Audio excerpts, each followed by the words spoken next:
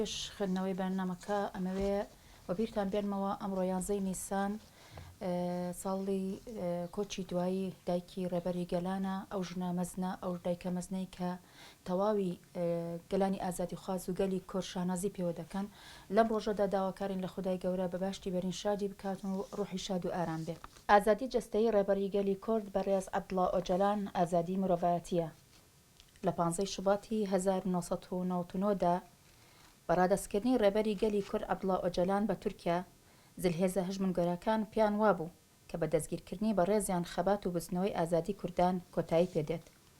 ڕۆڵی پێشانگ لەم پلانگیریەدا ئەمریکا و رووسیا وڵاتانی ئەوروپا گێڕایان چونکە دەیانزانی کە بە ڕێزیان لە ڕۆژهەڵاتی ناوەڕاست خزمەت بە بەرژەوەندەکانیان ناکات. دەوڵەتی تورکیاش لەبەری چارەسەری کێشەی کورد شەڕ و کۆمەڵکوژی دەسەپێنێت.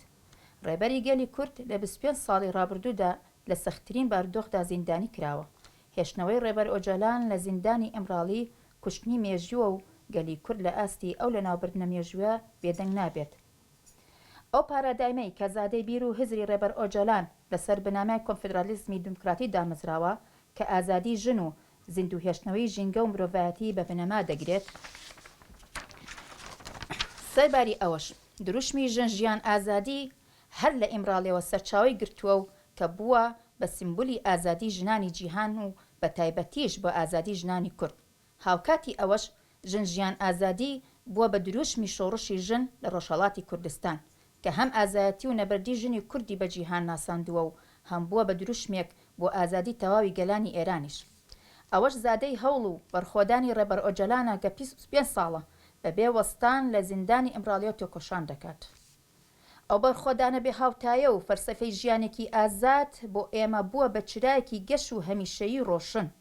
لە هەمان کات ئەو دروشمە زیندوی ڕێبەر ئۆجەلان بووە بە هیوایەک بۆ ئازادی خوازان و تەواوی گەلانی بندەست.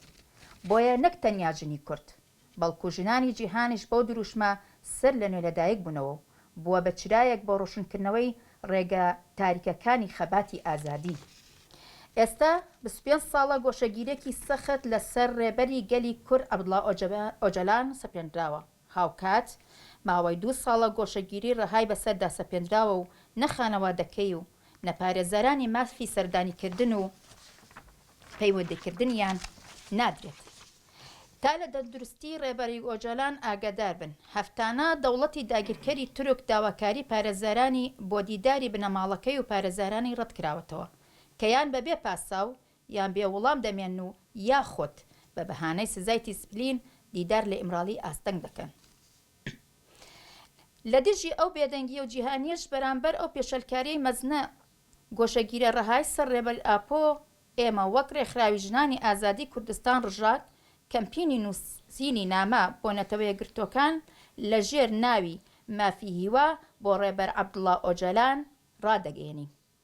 ئێمە بانگەوازی لە هەموو ژنانی ئازادی خواز و بە تایبەتی ژنانی باشووری کوردستان دەکەین کە بەرامبەر بەو تاوانە و گۆشەگیرە سەختەی سەر ڕێبەر ئۆجەلان بێدەنگ نەبن. بۆیە داواکارین لە تەواوی ژنانی باشووری کوردستان کە بە چالاکانەوە بەگوڕەوە بەشداری کەمپینی نامەناردن بن کە ئەم کەمپینە بەردەوام دەبێت تا کۆتایی مانگی گوڵان. ڕێکخراوی